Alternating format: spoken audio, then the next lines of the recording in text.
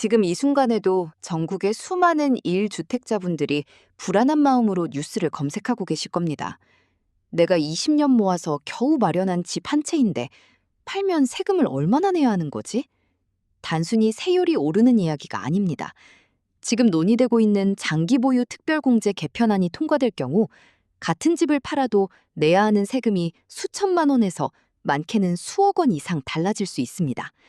오늘 경제옹알이가 처음부터 끝까지 정확하게 짚어드리겠습니다. 오늘 다룰 내용은 세 가지입니다. 첫째, 1주택자 양도세의 기본 구조부터 장기 보유 특별공제가 정확히 무엇인지. 둘째, 개편안이 통과되면 실제로 세금이 얼마나 달라지는지 구체적인 수치로 비교. 셋째, 이재명 대통령 측 논리와 야당의 반박, 그리고 여러분이 지금 당장 체크해야 할 것들. 끝까지 보시면 내 집이 해당되는지 직접 판단하실 수 있습니다. 이미 뉴스에서 장특공제 폐지, 1주택자 세금 폭탄, 헤드라인 많이 보셨을 겁니다. 하지만 오늘 제가 말씀드릴 건 거기서 한 발 더 들어간 이야기입니다. 뉴스 기사만 보면 1주택자 전부 세금 폭탄 맞는 거 아닌가 싶으실 겁니다. 그런데 실제로 이 법안이 영향을 주는 범위가 어디까지인지, 왜 내 집은 해당이 되고 안 되는지, 그 구조를 제대로 설명해 주는 곳이 없어요. 경제옹알이가 주목한 건 바로 이 부분이에요. 세율이 얼마냐가 아닙니다. 애초에 내 집이 이 논의의 사정권 안에 들어오는지부터 확인하는 게 먼저입니다. 여기서부터 시작해야 합니다. 많은 분들이 집 팔면 세금 낸다고 막연하게 알고 계신데 사실 대부분의 1주택자는 집을 팔아도 양도소득세를 한 푼도 안 냅니다. 쉽게 말씀드리면 이렇습니다.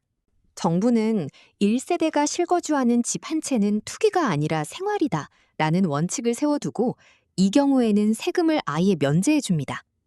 이게 1세대 1주택 비과세 제도입니다. 조건은 세 가지입니다. 1세대가 1주택만 보유할 것, 2년 이상 보유할 것, 그리고 양도가액이 12억 원 이하일 것. 이 세 가지를 충족하면 차익이 얼마가 됐든 세금은 0원입니다. 여러분, 이 숫자 꼭 기억해 두세요. 12억 원. 예를 들어 5억에 사서 10억에 팔았다면 차익이 5억이어도 양도세는 없습니다. 8억에 사서 11억에 팔아도 마찬가지입니다. 이런 분들께는 사실 오늘 이야기가 직접적인 해당 사항이 없습니다. 그런데 여기서 진짜 중요한 내용이 나옵니다. 양도가액이 12억 원을 넘는 순간 이야기가 달라집니다. 이때부터는 12억 원을 초과하는 부분에 해당하는 차익에 대해 양도소득세가 붙습니다. 예를 들어 양도가액이 30억 원이라면 전체의 60%가 12억 초과분입니다. 즉, 차익의 60%에 대해서만 세금을 계산합니다. 이 구간, 다시 말해 양도가액이 12억 원을 넘는 고가주택 보유자를 위한 세금 감면 장치가 바로 장기보유 특별공제입니다. 지금 논란의 핵심이 바로 여기에 있습니다. 다시 비유로 설명하겠습니다. 10년 전에 강남에 아파트를 샀습니다. 투기 목적이 아니라 실거주로 10년을 살았고 재산세도 꼬박꼬박 냈습니다. 이제 노후 자금 마련을 위해 팔려고 하는데 집값이 많이 올라서 세금이 상당히 나오게 됐습니다. 이때 오래 살았고 오래 보유했으니까 세금을 좀 깎아드릴게요 라고 하는 게 장기보유 특별공제입니다. 현행 소득세법 제95조에 따르면 1세대 1주택자는 보유기간과 거주기간에 따라 각각 최대 40%, 합산 최대 80%까지 과세 대상 차익에서 공제받을 수 있습니다. 10년 이상 보유하고 10년 이상 실거주했다면 과세 차익의 80%는 세금 계산에서 빠집니다. 이게 딱 이 구조입니다. 오래 실거주한 1주택자를 투기와 구분해 세금 부담을 줄여주는 장치입니다. 그런데 여기서 진짜 중요한 내용이 나옵니다. 2026년 4월 8일 윤종호 진보당 의원과 이광희, 이주희, 더불어민주당 의원 등 범여권 의원 10명이 장기보유 특별공제를 전면 폐지하는 소득세법 개정안을 공동 발의했습니다. 핵심 내용은 두 가지입니다. 첫째, 현행 소득공제 방식의 장특공제를 완전히 없앤다. 둘째, 대신 1인당 평생 한도 2억 원의 세액공제로 대체한다. 여기서 소득공제와 세액공제의 차이를 짚고 넘어가겠습니다. 이게 이번 논란의 핵심 구조이기 때문입니다. 쉽게 말씀드리면 이렇습니다. 소득공제는 세금을 계산하기 전에 소득 자체를 줄여주는 방식입니다. 과세 대상이 되는 금액을 낮춰주니까 세율이 높을수록 절세 효과가 큽니다. 반면 세액공제는 세금을 다 계산한 다음 최종 세금에서 직접 빼주는 방식입니다. 무조건 2억 원을 깎아주는 거예요. 차익이 작은 분들, 즉 세금이 2억 원보다 적게 나오는 분들은 개편안이 오히려 유리합니다. 세금이 0원이 되니까요.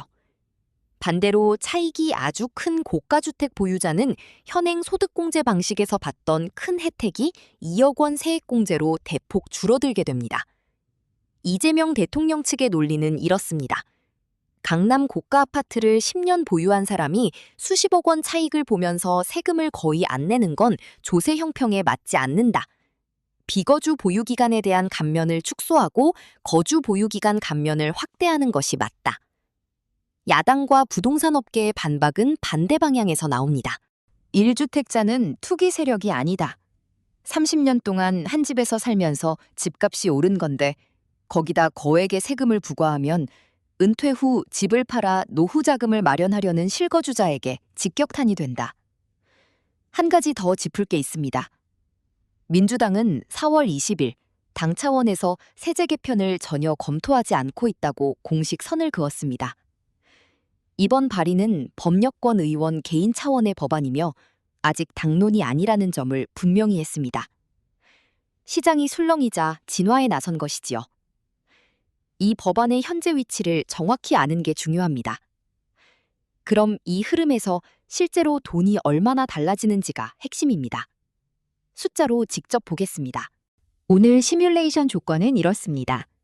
1세대 1주택자, 실거주 10년 이상, 보유 10년 이상, 취득가 10억 원, 양도가 30억 원, 시세 차익 20억 원입니다.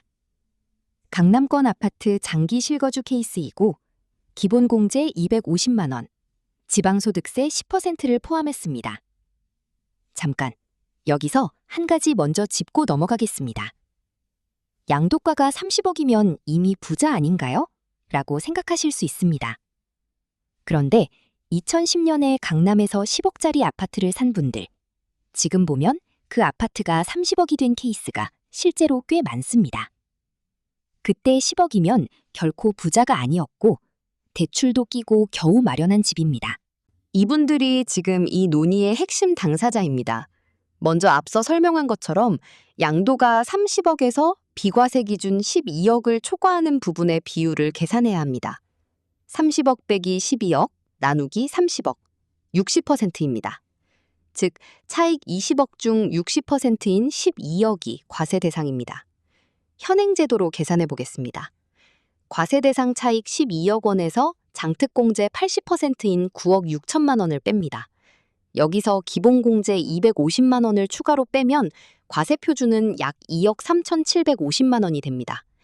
누진세율을 적용한 양도소득세는 약 6,390만 원, 지방소득세까지 합산하면 총 납부액은 약 7,030만 원입니다. 이번은 개편안으로 계산해 보겠습니다. 장특공제가 없어지니 과세 대상 차익 12억에서 기본공제 250만 원만 빼고 과세 표준을 잡습니다. 약 11억 9,750만 원이 됩니다. 이에 대한 산출세액은 약 4억 2,990만 원. 여기서 세액공제 2억 원을 빼면 최종 양도소득세는 약 2억 2,990만 원. 지방소득세까지 합산하면 총 납부액은 약 2억 5,290만 원입니다. 여러분, 이 숫자 꼭 기억해 두세요. 현행 약 7,030만 원, 개편안 약 2억 5,290만 원, 차이가 약 1억 8,260만 원입니다. 같은 집, 같은 기간 보유, 같은 차익인데 세금이 약 3.6배 늘어납니다.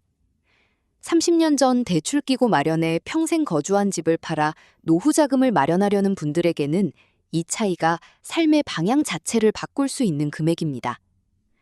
그래서 내 집은 해당이 되나요? 이걸 간단하게 판단하는 기준을 드리겠습니다. 양도가액이 12억 원 이하라면 이번 논의와 무관합니다. 현행대로 비과세입니다. 양도가액이 12억 원을 초과하고 세금이 2억 원 이하로 예상된다면 개편안이 오히려 현행보다 유리할 수 있습니다. 양도가액이 12억 원을 초과하고 세금이 2억 원을 크게 초과할 것으로 예상된다면 이번 개편안의 직접적인 영향권입니다. 세 부담이 수천만 원에서 수억 원 단위로 늘어날 수 있습니다. 본인의 케이스가 어디에 해당하는지는 반드시 세무사와 직접 확인하십시오.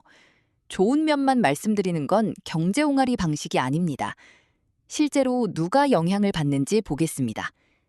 첫째, 서울 수도권 고가 주거지역 장기 실거주자입니다. 2010년 전후 강남, 마포, 용산, 성동구 등에서 10억 원 이하 아파트를 구입해 10년 이상 실거주한 분들 중 현재 시세가 20에서 30억 원에 달하는 경우가 많습니다. 이분들이 이번 개편의 직접적인 영향권에 있습니다. 둘째, 은퇴 후 집을 처분해 유동성을 확보하려는 시니어층입니다. 투기 목적이 아니라 수십 년 실거주한 집을 팔아 노후 자금을 마련하려는 분들에게 세부담 증가가 직격탄이 될 수 있습니다. 셋째, 반대로 영향이 없거나 오히려 유리한 경우도 있습니다. 양도가액 12억 이하 주택은 현행 비과세 구조가 유지됩니다.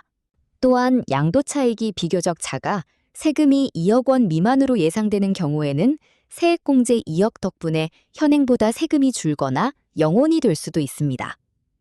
이제 앞으로의 시나리오를 세 가지로 나눠보겠습니다. 최선 시나리오입니다. 국회 심의 과정에서 법안이 수정됩니다. 전면 폐지 대신 비거주 보유기간 공제 축소, 실거주 공제 유지 방향으로 절충되거나 세액공제 한도가 2억에서 상향 조정됩니다. 부동산 전문가들 사이에서는 전면 폐지보다 비거주 1주택자 중심의 공제 축소로 좁혀질 가능성에 무게가 실리고 있습니다. 중간 시나리오입니다. 원안이 통과되되 2026년 12월 31일 이전 양도시 현행 제도를 적용하는 경과 조치가 붙습니다. 실제로 발의된 법안에는 이미 이 경과 조치가 포함되어 있습니다. 이 경우 2026년 하반기에 매물이 일시적으로 집중되는 현상이 나타날 수 있습니다. 2027년부터 거래량 급감과 시장 위축이 본격화될 가능성이 있습니다. 최악 시나리오입니다. 장특공제 개편에 더해 12억 원 비과세 기준까지 함께 낮아지는 경우입니다. 이렇게 되면 지금은 비과세 대상인 중과주택 보유자들도 영향권에 들어옵니다.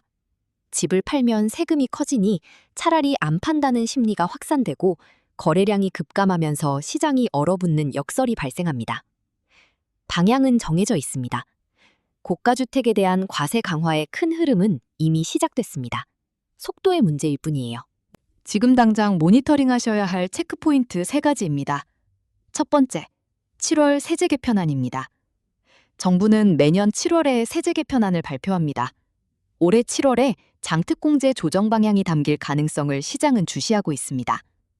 전면 폐지냐, 비거주 1주택자 중심 축소냐, 이 방향이 7월에 어느 정도 윤곽이 나올 겁니다. 두 번째, 12억 원 비과세 기준 변동 여부입니다.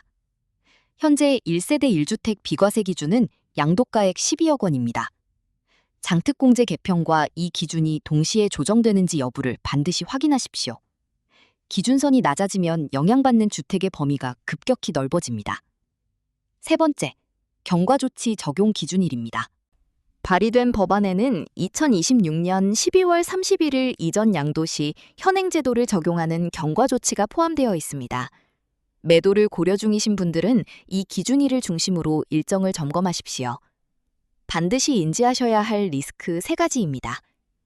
첫 번째 리스크, 매물 잠김과 역설적 가격 상승입니다. 세금 부담이 커지면 집주인이 매물을 거두는 현상이 벌어집니다. 공급이 줄면 가격이 오를 수 있습니다. 세금을 올려서 집값을 잡으려 했더니 오히려 집값을 밀어올리는 역설. 이건 이론이 아니라 2020년에서 2021년 보유세 강화 국면에서 실제로 나타난 현상입니다. 두 번째 리스크, 세금 계산의 복잡성 증가입니다.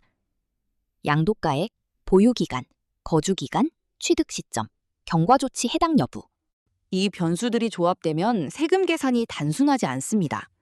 인터넷 기사에 나온 숫자 또는 단순 계산기로 나온 수치를 그대로 믿으시면 위험합니다. 반드시 세무사와 직접 상담하십시오.